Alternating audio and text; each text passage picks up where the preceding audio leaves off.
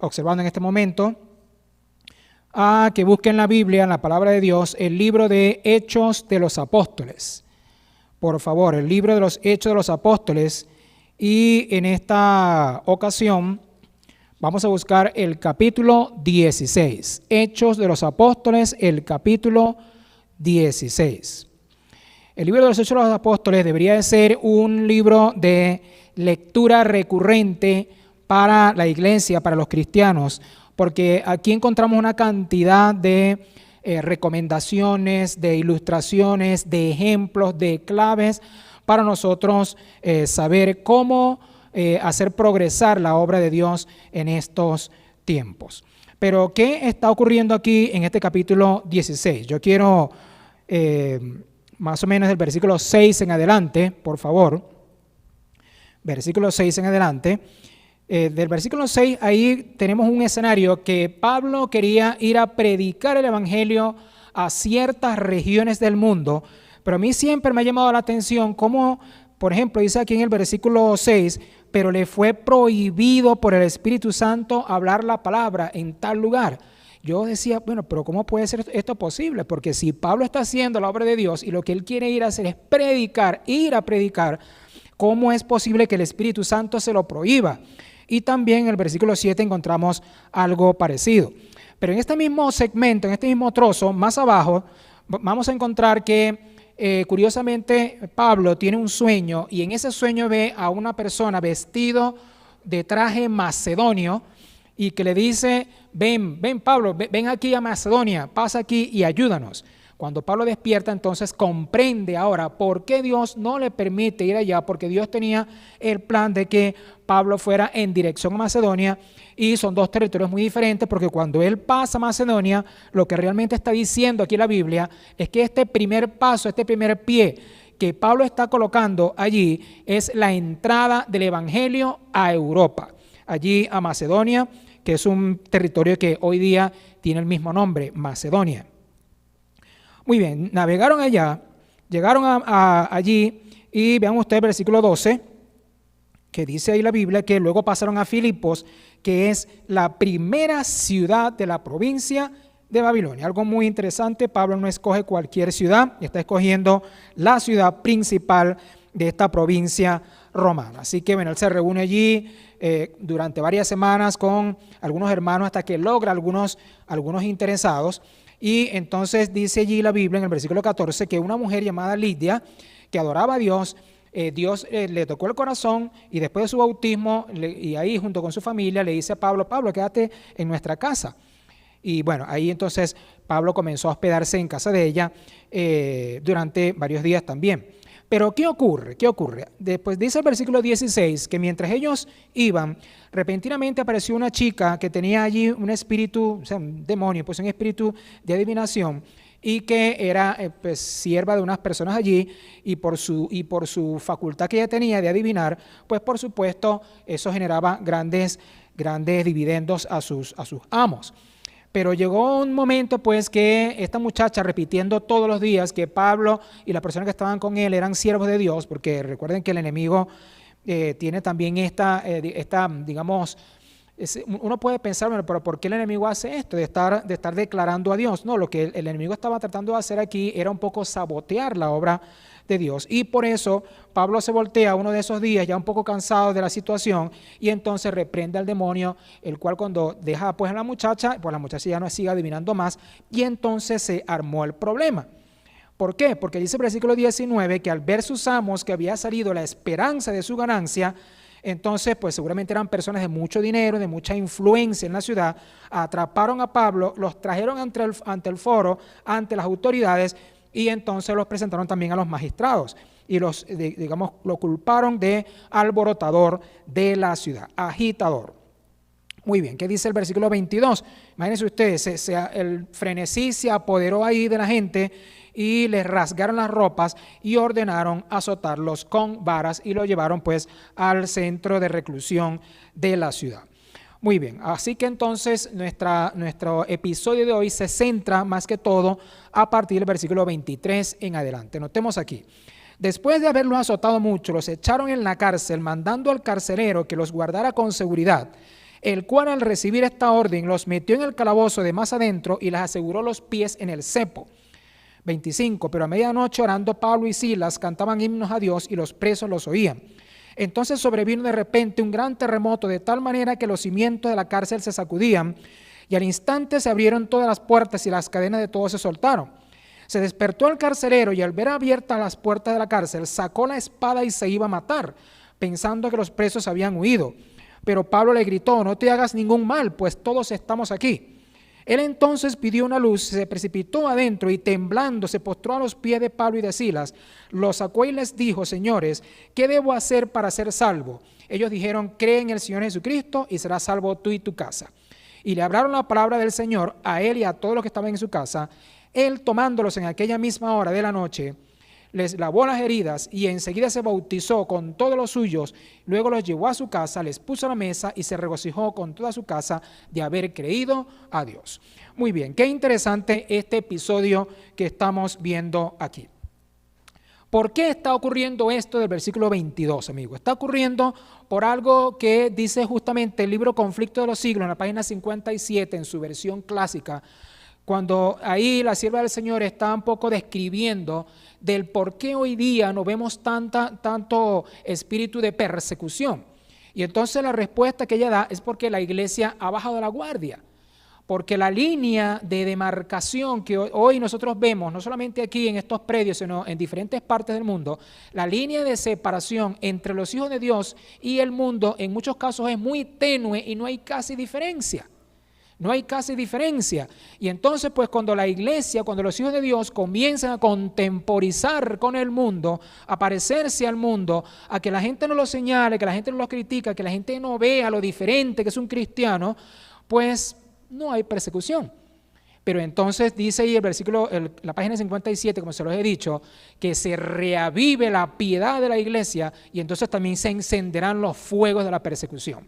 Entonces, justamente este celo, este fervor por la terminación de la obra, por avanzar a grandes pasos la obra de Dios, era el espíritu que dominaba a Pablo y sus colaboradores. Por eso entonces, por eso tenían esas diferentes persecuciones como la que nosotros vemos ahí en los diferentes capítulos del libro de los Hechos. Bueno, les rasgaron las ropas, los azotaron y entonces llegamos al versículo 23. Dice ahí la Biblia, después de haberlo azotado mucho, los echaron en la cárcel y aquí entonces, amigos, aparece un personaje del cual no se dice el nombre, pero que es el personaje del cual nos vamos a centrar más en esta noche, porque aparece ahí en escena el carcelero. El carcelero, mandando al carcelero que los guardara con seguridad. Pues este hombre ya estaba recibiendo aquí una orden, estaba con este encargo, y entonces dice el versículo 24, quien al recibir esta orden, noten ustedes, vean lo que dice aquí a continuación, los metió en el calabozo de más adentro y les aseguró los pies en el cepo.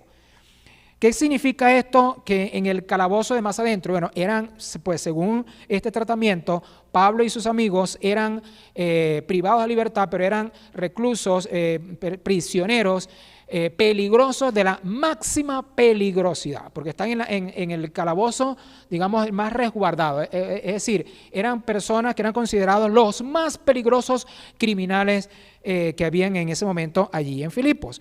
Yo, pues, por supuesto, no estoy seguro si los que me están escuchando en este momento, usted ha tenido la oportunidad de entrar a una cárcel o de estar en una cárcel. Yo sí he estado en una cárcel.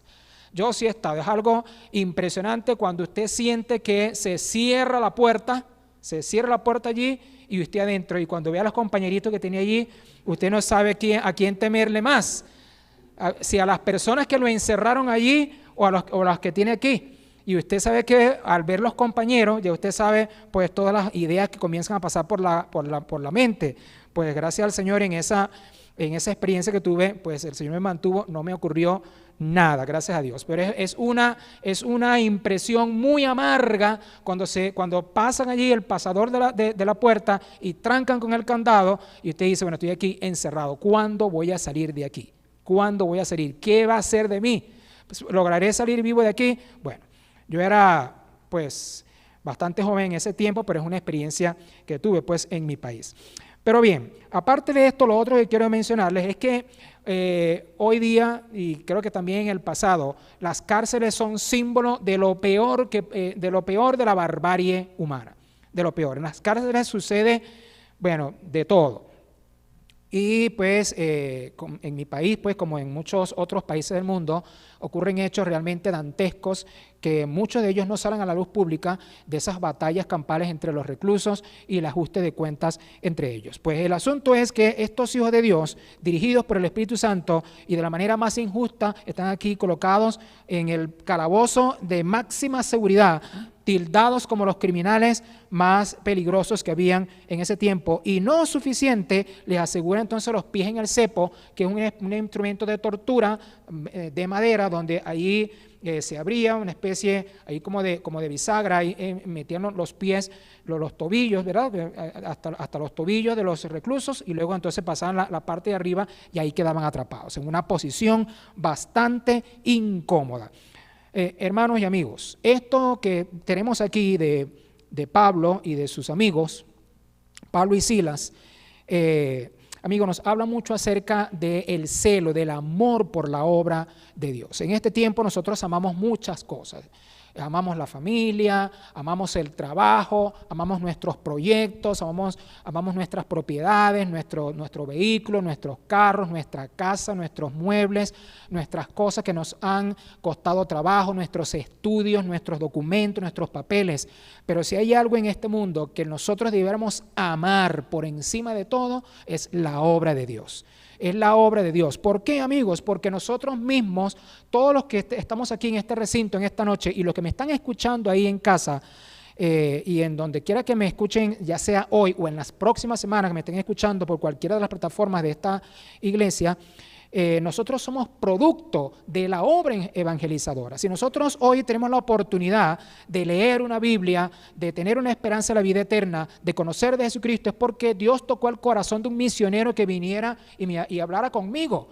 Pues lo mínimo que yo puedo hacer, lo más pequeño que yo puedo hacer, de alguna manera para tratar de agradecerle a Dios por todo lo que Él ha hecho por mí, como agradecimiento, es entonces ser un instrumento de esparcir su obra, de ser una persona activa en los estudios bíblicos, en los interesados, en mis grupos pequeños, en diferentes formas como Dios nos puede usar a nosotros como misioneros. Yo recuerdo cuando estuve en uno de los asuntos más impresionantes que yo he visto, cuando yo estuve en la reunión de la Conferencia General en San Luis en el año 2005, yo fui muy impresionado por un testimonio de una dama en Namibia en el sur de África. Namibia es un país bastante pobre y gran parte de su territorio es desértico. A mí me impresionó mucho porque un testimonio que presentaron ahí de esa división es de una dama, una hermana, que ella no podía caminar.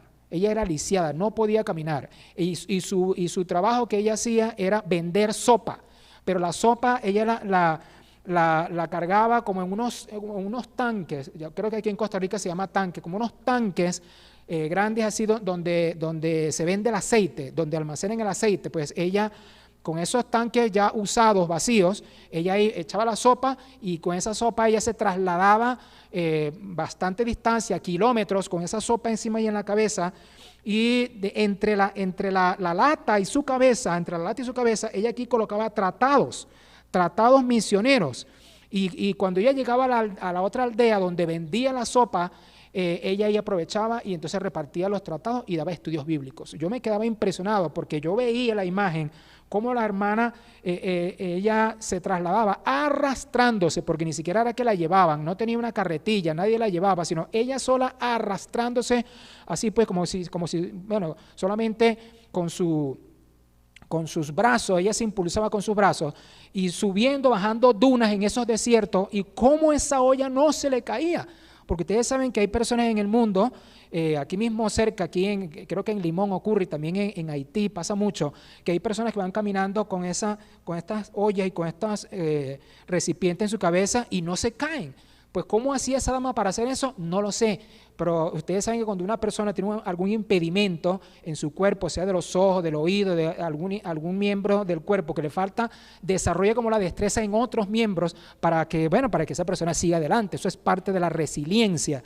Y entonces esa dama tenía un testimonio muy poderoso de cómo ella ganaba muchas almas allí en el sur de África con ese trabajo. Ahí mismo también, en ese mismo congreso, vi también una experiencia impresionante de una dama rusa que su problema era que ella era enana.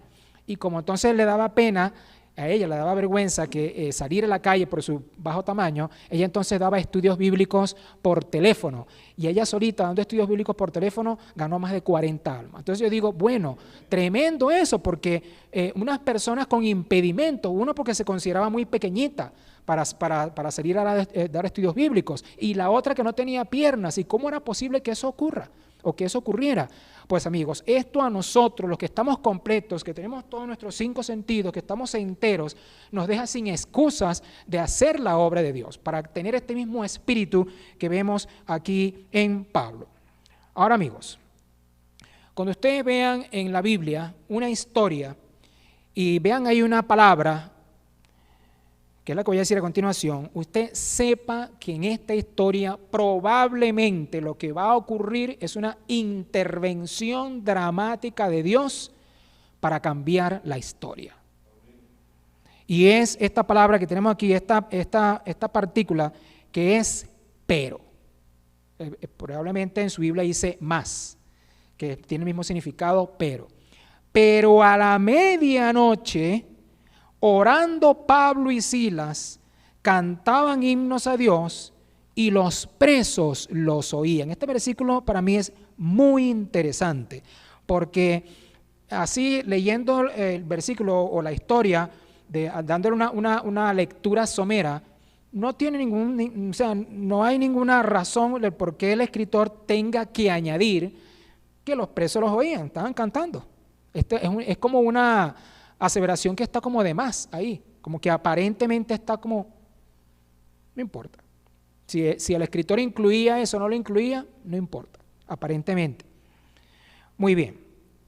Pero ¿a qué hora ocurría eso? ¿A qué hora era? A la medianoche, es decir, cuando todo está más oscuro. A la medianoche, esa medianoche no le impedía a Pablo y a Silas orar. A medianoche. Pero no solamente orar, sino también cantar. No les importaban las condiciones en las que ellos estaban. Cantaban himnos a Dios y los presos los oían. Hermanos, Pablo venía de ser azotado. Pablo venía de ser golpeado, de ser maltratado. Le rasgaron la ropa. Está ahí ahora preso y además de eso en una posición incómoda con los pies en el cepo. ¿Cómo es que Pablo y Silas están cantando? ¿Cómo puede ser esto? Amigos, porque ellos están poniendo en práctica la resiliencia.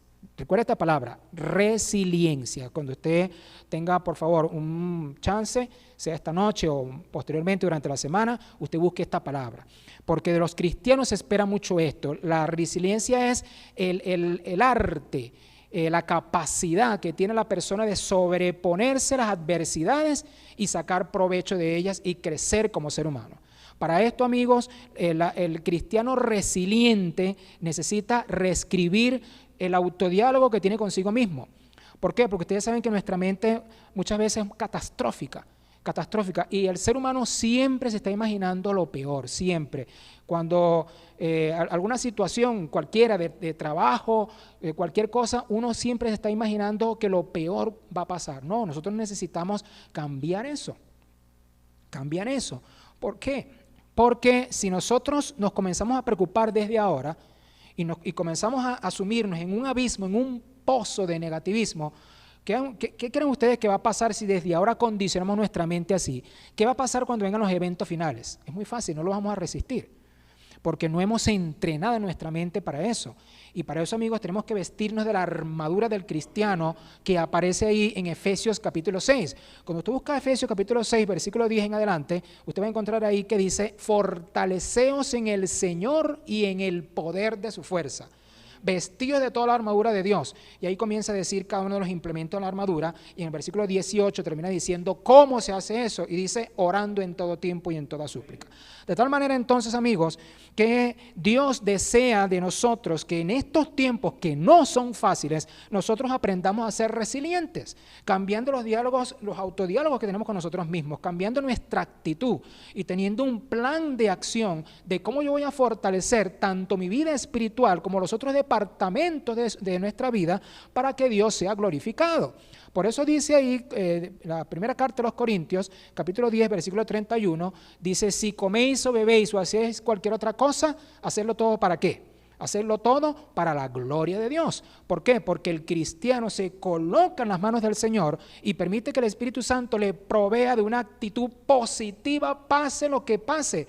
Amigos, esta experiencia que está ejecutando o que está demostrando o que está desplegando aquí Pablo no es fruto de la casualidad. Esto no es simplemente porque Pablo tenía un temperamento tranquilo, porque sabemos que Pablo no era un hombre tranquilo, Pablo era un hombre enérgico. Esto está ocurriendo por la morada del Espíritu Santo en la mente, en el corazón de Pablo, y que lo hizo un cristiano resiliente. Pues lo mismo, querido amigo, querido invitado, querida hermana, hermano, joven que me está escuchando, lo mismo puede hacer Dios contigo en este momento, pase lo que pase, cualquier cosa que esté aconteciendo en tu vida, porque cualquier asunto que esté pasando ahora, te puedo asegurar que no es mayor que los eventos que vienen en el futuro. De tal manera que Dios permite estos eventos de hoy para que nos fortalezcamos, para que nos volvamos resilientes y para que imitando la fe de Jesús, como dice Apocalipsis 14:12, nosotros podamos ser imitadores de Cristo también en la prueba.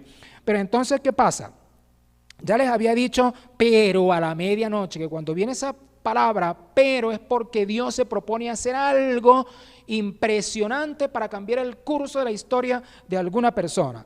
Y entonces dice el versículo 26, que a esa medianoche sobrevino de repente un gran terremoto. Un gran terremoto, no fue pequeño, porque aquí Lucas escribe gran terremoto, y fue tan fuerte la sacudida, de tal manera que los cimientos de la cárcel se sacudían. Y fíjense que las construcciones romanas eran fuertes. Si una de las grandes contribuciones del imperio romano, de la cultura romana, del legado romano a la posteridad es la ingeniería, las obras de ingeniería, que eran construcciones que yo les he visto, cuando yo he ido a Europa, yo he visto ahí las diferentes construcciones de diferentes tipos. O sea, era realmente los romanos pueden ser conceptuados como uno de los padres de la ingeniería y de la construcción en el mundo. Así que imagínense ustedes la gran intensidad de este movimiento telúrico que tenemos aquí. De tal manera que los cimientos de la cárcel se sacudían y al instante se abrieron todas las puertas y las cadenas de todos se soltaron. Amigos, esto que tenemos aquí es un simbolismo. Es un simbolismo. Es un simbolismo porque recuerden que Pablo y Silas vienen predicando. Y esto que está ocurriendo aquí es simplemente un símbolo de lo que va a ocurrir a continuación. ¿Por qué? Porque Cristo dice en el libro de Juan, capítulo 8, versículo 32, conoceréis la verdad y la verdad os hará libres. Así que esto que está ocurriendo, este remesón que está pasando aquí es, simboliza cuando Dios llega a la vida, cuando el cristiano le da el pleno permiso, la autoridad y cae sobre la roca que es Cristo, le da la plena autorización al Espíritu Santo para que tome control de su vida, se sueltan todas las cadenas, se abren todas las puertas que tenían a la persona presa y esa persona avanza hacia adelante en una vida productiva. Pero entonces aquí aparece nuestro personaje. ¿Cuál personaje es? El carcelero. Se despertó el carcelero, estaba durmiendo, era medianoche y estaba durmiendo. Amigos, este carcelero representa al mundo. ¿Cómo el mundo está hoy? El mundo, aunque está despavorido, aunque el mundo está sobresaltado por todo lo que ocurre desde el punto de vista de toda esta situación coyuntural que tenemos hoy día, pero al mismo tiempo con respecto a Dios, el mundo está dormido. El mundo no sabe nada y en parte nosotros los cristianos somos responsables de esto, porque cuando yo como cristiano me pongo, como lo decía la semana pasada, como un eco a repetir lo que otros dicen y no explicarle al mundo lo que está pasando, yo estoy durmiendo. Yo estoy durmiendo y estoy también contribuyendo a que la humanidad esté dormida. Así que este carcelero se despierta con este terremoto y al ver abiertas las puertas de la cárcel, pues sacó la espada y se iba a matar. ¿Por qué se iba a matar? Bueno, porque él era el responsable. El que si alguno se escapaba, él pagaba con su vida. Y entonces saca la espada y se iba a matar, ya listo, ya estaba en los últimos instantes de su vida. Y cuando estaba a punto ya de que la espada entrara en su cuerpo, Pablo gritó, no te hagas ningún mal, pues todos estamos aquí. Amigos, este carcelero estaba frente a la muerte. Es posible que alguno de los que me esté escuchando aquí en este momento haya pasado por una experiencia donde haya estado frente a la muerte. Y eso yo lo he vivido varias veces. Me encontraba yo colportando en una ciudad allá en Venezuela que se llama San Félix, y por diferentes situaciones, porque tuve que pasar por diferentes regiones del país. Ustedes saben, Venezuela es un país bastante grande y yo tuve varios cambios de clima, frío, calor en muy pocos días. Entonces me sobrevino un espasmo laringio bastante fuerte y hubo una noche que fue tan fuerte lo que me estaba ocurriendo que mi compañero que estaba conmigo, si no hubiese sido por él, yo no estuviera ahí aquí, porque mi compañero me salvó la vida dándome respiración artificial. Realmente que lo que él hizo fue algo un gesto, impresionante. Yo, sinceramente, yo me había despedido. Ya yo me había despedido de mi mamá, de mi papá, de mis hermanos. Y bueno, porque eso hace bastante tiempo. Pero ese día, por primera vez, yo sentí que ya yo me iba. Pero yo digo que interesante es despedirse y estar en ese momento, estar en paz con Dios. Eso es lo importante. Hace como unos 4 años atrás, en noviembre del 2016, venía yo a mi casa, era un viernes ya de tardecita noche, yo había terminado la jornada, venía con mis manos ocupadas, con bolsas de comida, y entonces yo vi a lo lejos así, en la misma avenida donde yo vivo, a lo lejos venían 3 muchachos. Pero 3 muchachos vestidos de uniforme de colegio, de uniforme de liceo, de escuela secundaria, y venían los 3, pero yo tranquilo porque son 3 liceístas. Ya yo los había visto por la otra calle hace unos minutos atrás, pero uno no le presta atención mucho a eso. Y entonces yo voy caminando, porque todavía no he llegado a mi edificio, y ellos vienen y nos cruzamos. Cuando yo siento que ellos vienen hablando y cuando me pasan a mí, así a la inversa, y ellos dejan de hablar, yo dije, me van a robar. Así que entonces lo que hago es que yo me volteo enseguida en el mismo movimiento, como tratando de quitarle el factor sorpresa, y cuando yo volteo ya tenía el revólver aquí, ya lo tenía aquí enfrente. Y entonces ellos comienzan a decirme que le dé las bolsas de comida. Yo no sé qué ocurrió, algo pasó, yo no sé si razoné o no razoné, o si pensé lo que estaba haciendo o no pensé lo que estaba haciendo, no lo sé. Lo cierto es que yo lo que hago es que saco mi teléfono, en el mismo movimiento saco mi teléfono, lo aprieto con las bolsas de comida y ellos comienzan a forcejear conmigo. Y yo creo que lo que pensé en ese momento era que ya como me habían robado ya muchas veces, yo puedo escribir un libro de todas las veces que me han robado, como me habían robado muchas veces, entonces dije, no, otra vez me van a robar, no, otra vez no. Entonces creo que eso fue lo que pensé, me aferré a lo que tenía, al teléfono, porque es mi herramienta de trabajo, y la comida, y esos eran 3 contra mí, y ahí nosotros estuvimos como más o menos este tamaño de esta plataforma aquí, forcejeando los 3 conmigo, y ya como no podían conmigo, no, porque yo pues realmente apreté muy fuerte, entonces con la pistola con la cual me iban a disparar, me comenzaron a golpear la cabeza. Y ahí me abrieron la cabeza. Y como yo grité, entonces, mira, me están robando, salieron los vecinos, entonces ellos salieron corriendo. Amigo, yo siempre he pensado que eso no ocurrió porque yo grité. Porque fácilmente me pudieron haber matado allí, pero con toda facilidad. Más bien fue un acto muy temerario. No les recomiendo que hagan eso que yo hice.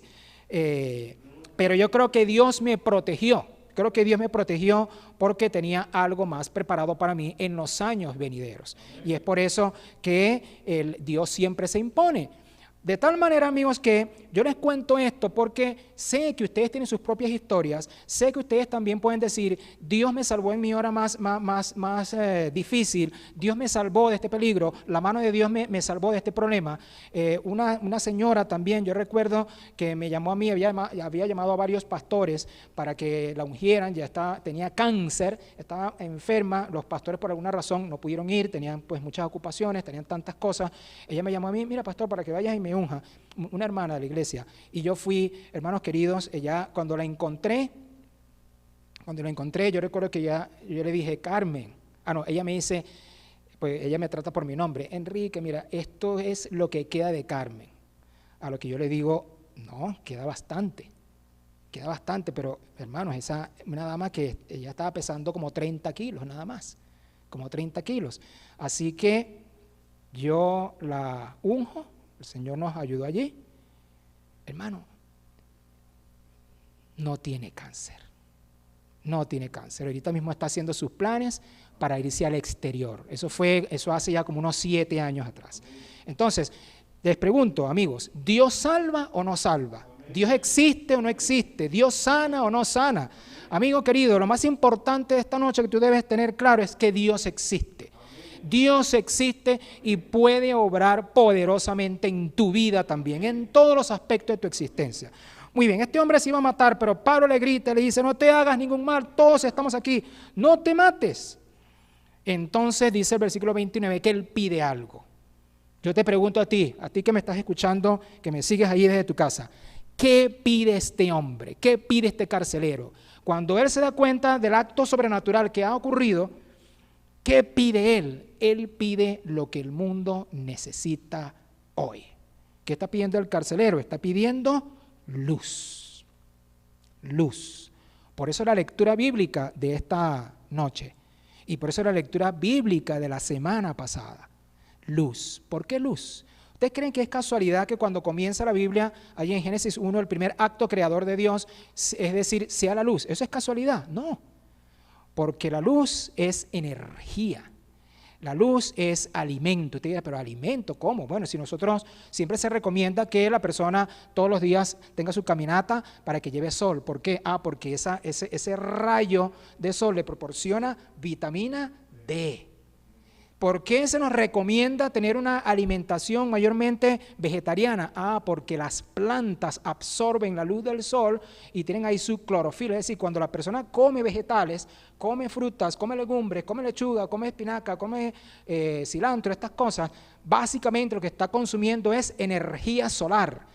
Y usted ve que si usted compara los tamaños de los animales, usted ve un elefante, usted ve un rinoceronte, usted ve un hipopótamo, jamás es igual a un tigre, jamás es igual a un león, jamás es igual a un leopardo, son más corpulentos. ¿Por qué? Porque lo que consumen es hierba, lo que consumen son hojas y lo que están comiendo es energía solar.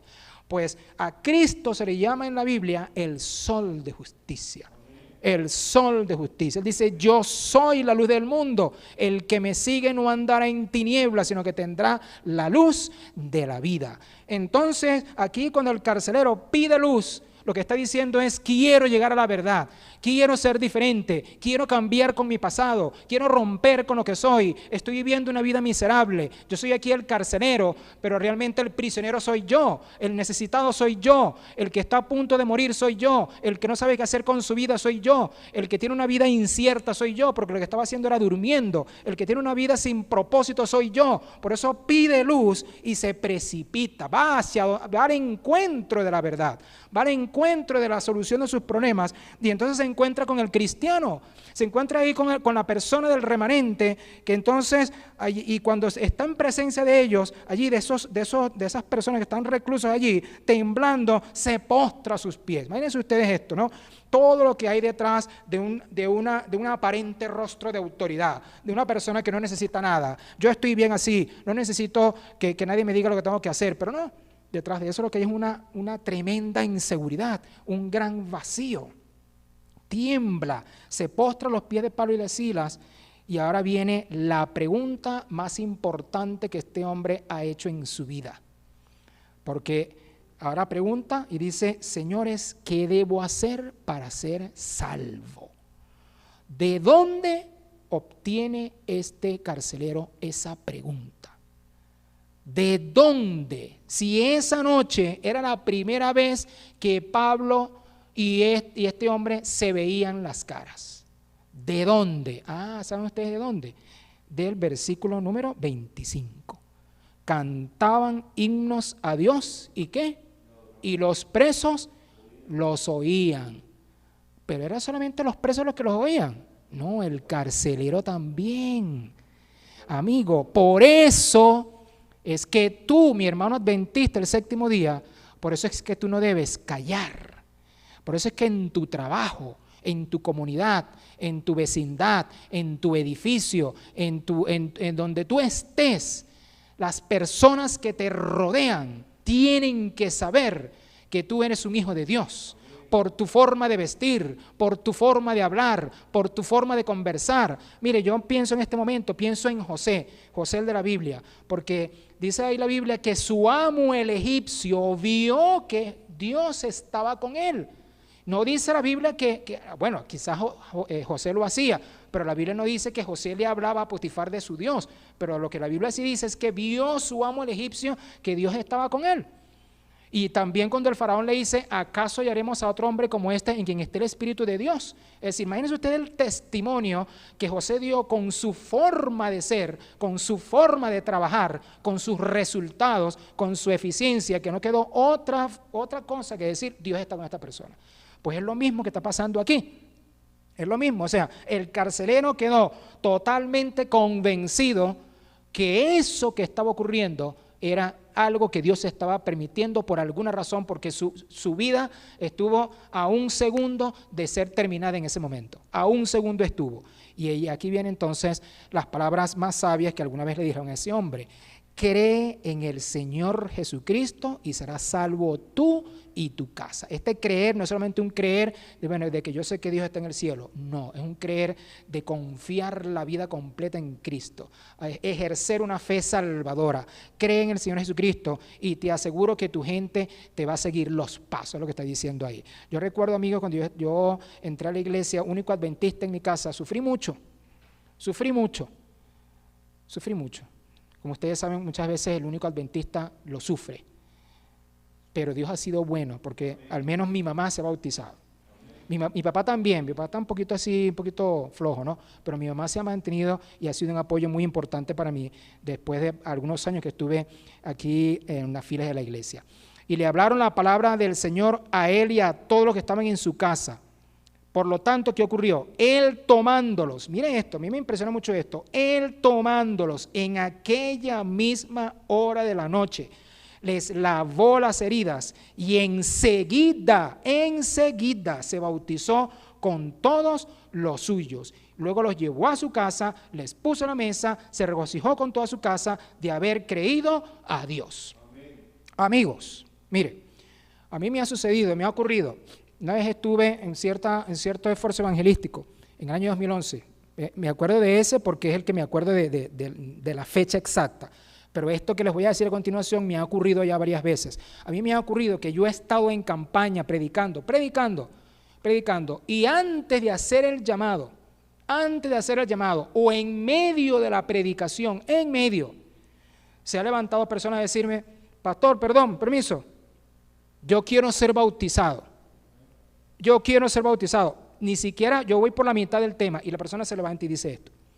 O me voy a disponer a hacer el llamado y antes de que haga el llamado, la persona se levanta y dice, yo quiero ser bautizado antes de hacer el llamado. Amigos, ¿qué les quiero decir con esto? Lo que les quiero decir con esto, amigos, es que así como Dios el Padre existe, que lo he dicho en esta noche, el Espíritu Santo también existe. Y aunque es cierto de que la iglesia es el cuerpo de Cristo, y es cierto, y tenemos todas estas herramientas, tenemos la Biblia, el Espíritu de Profecía, un manual, todo esto, pero a veces nosotros, hermanos, queremos controlar la obra, el efecto de Dios en los corazones. Queremos controlar el efecto de Dios y eso no se puede hacer. Yo me pongo a pensar, si este caso se hubiese producido en nuestros tiempos, ¿qué hubiese pasado? Nosotros hubiésemos puesto una cantidad de señalamientos. No, él no se puede bautizar porque él no conoce nada, él primero tiene que pasar por este proceso. Bueno, Solamente Dios conoce los corazones. Aquí dice la Biblia, mire, Él tomándolos en aquella misma hora de la noche, les lavó las heridas y enseguida se bautizó con todos los suyos. De tal manera, amigos, que lo que yo estoy diciendo aquí hoy es que nosotros necesitamos que ese poder vivificador de Dios nos transforme como iglesia, nos transforme. ¿Por qué, amigos? ¿Por qué? Porque yo creo que para nosotros no es un secreto que en estos tiempos nuestra iglesia a nivel mundial no está viviendo sus mejores días.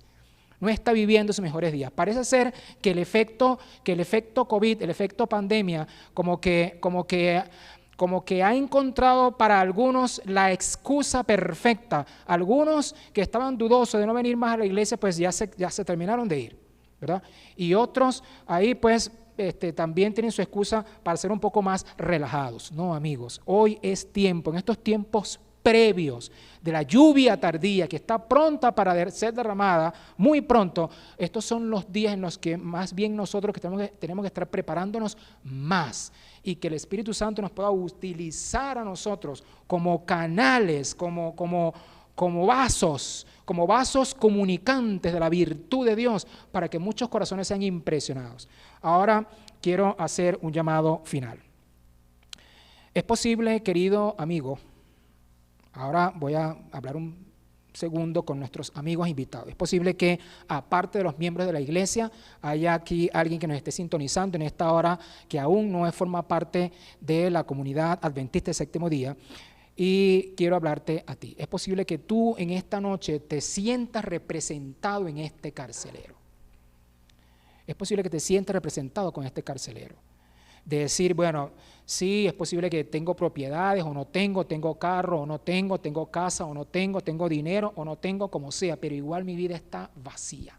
Mi vida ando como sin rumbo, ando como que no sé ni qué hacer, simplemente me dejo llevar por la corriente de la vida y en esa corriente de la vida ando como un zombie, camino y trabajo y hago las cosas, pero ando como muerto en vida y ando dormido. Pero amigos, en este momento está ocurriendo en el mundo un terremoto para que los corazones se despierten. Y yo te estoy hablando a ti, amigo, que me estás escuchando. Necesitas hacer la pregunta, ¿qué debo hacer para ser salvo? Yo quiero decirte que Cristo ha venido a tu vida. Cristo ha venido a tu vida. Cree en el Señor Jesucristo y serás salvo, porque este es el principio. Eso lo dice Romanos 5:1. Justificados pues por la fe, tenemos paz para con Dios. Este es el principio. Y los mandamientos de Dios, tú los vas a obedecer, ni siquiera es porque te lo digan. Lo vas a obedecer porque te nace hacerlo, porque es como cuando tú quieres a alguien, cuando tú amas a alguien, cuando amas a un hijo, amas a una mujer intensamente, amas a un familiar, lo amas con el alma. Esa persona no necesita que nadie te diga cómo tienes que tratarlo porque te brota de lo profundo del corazón. Es como que si tú tienes un familiar que se te fue hace mucho tiempo y de repente esa persona te sorprende algún día, te da una llamada y te dice, estoy llegando al aeropuerto. Tú no sabes ni qué decir, ni cómo pensar, y a todos los vecinos les comienza a decir, no, es que mi hijo llegó, es que mi familiar llegó. Y cuando esa persona llega a la casa, tú no sabes si, cuando lo estás viendo cara a cara, no sabes si reír, no sabes si llorar, no sabes qué hacer. Y toda esa emoción, todo eso que sientes es producto del amor que sientes por Él. Pues es lo mismo. Este mismo celo que Pablo y Silas demostraron es el celo que nosotros necesitamos sentir hoy. Ese mismo celo. Y tú, mi querido amigo, invitado, visitante, amigo, yo quiero decirte que tú eres esta persona. Y se te dice hoy, cree en el Señor Jesucristo. Yo te recomiendo, mi querido amigo que me escuchas, que apenas escuches este tema, apenas lo escuches y pienses que Dios te está llamando, comunícate enseguida con el amigo que te hizo sintonizar esta transmisión de esta noche. Comunícate con el pastor de la iglesia, comunícate con el director de obra misionera de esta iglesia, comunícate con el anciano de la iglesia, comunícate con el amigo y dile, yo quiero ir a la iglesia, yo quiero ser bautizado, yo quiero recibir estudios bíblicos, para que tú también te unas a este pueblo y entonces muy pronto, comencemos entonces nuestra subida triunfal al reino de los cielos y podamos encontrarnos allá en la patria celestial a todos estos héroes de la fe. Hermanos, esto que ocurrió en Filipos. Esto ocurrió en Filipos. Esto fue el principio de la obra en Filipos. Y en la Biblia hay una carta que se llama Filipenses. Es decir, que probablemente cuando Pablo escribe a los filipenses, uno de los que leyó la carta fue el carcelero. Y ahí terminando Filipenses capítulo 4, el capítulo 4 del 4 al 7, Pablo da el secreto de lo que él desplegó aquí y dice: regocijaos en el Señor siempre. Otra vez les digo, regocijaos. Por nada estéis afanosos. Vean ustedes, es fácil decirlo, pero recuerden que Pablo cuando escribió esa carta estaba en la cárcel. Por nada estéis con angustia, por nada estés angustiado, sino lleva todas tus peticiones a Dios. Y la paz de Dios, que sobrepasa todo entendimiento, guardará tus corazones, guardará tu mente en la tranquilidad de Dios.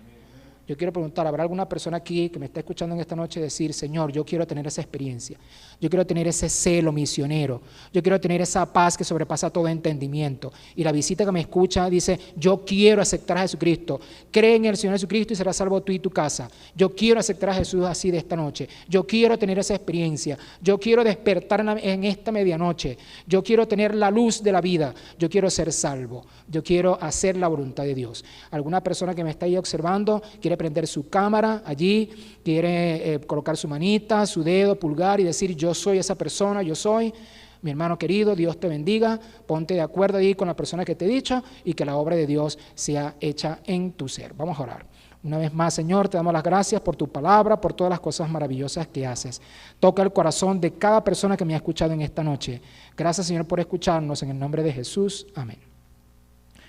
Muy bien, vamos ahora, para concluir este acto de adoración para Dios, vamos a buscar allí en nuestros signarios himno 392. Himno 392, hay quien vela mis pisadas. Himno 3.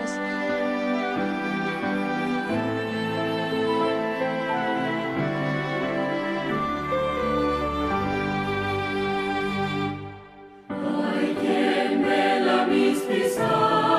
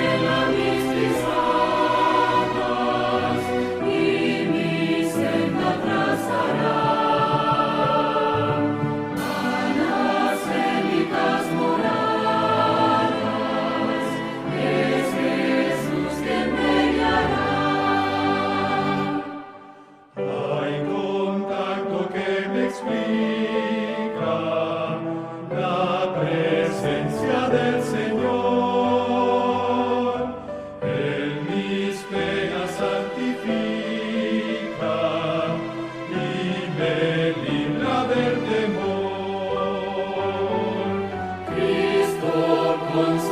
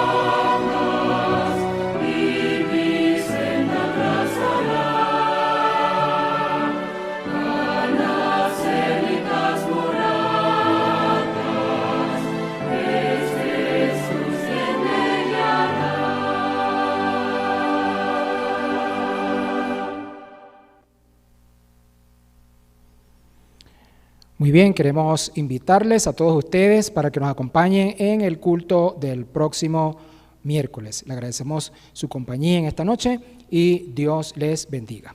Oramos. Una vez más, Señor, te damos las gracias por habernos hecho participar del estudio de tu palabra en esta noche. Permite que tu palabra caiga en buena tierra y que dé los resultados para el presente y para la eternidad. Bendice a cada niño, cada joven, cada adulto, cada miembro de la iglesia y cada amigo que nos ha acompañado en esta transmisión. En el nombre de Jesús, amén. Dios les bendiga.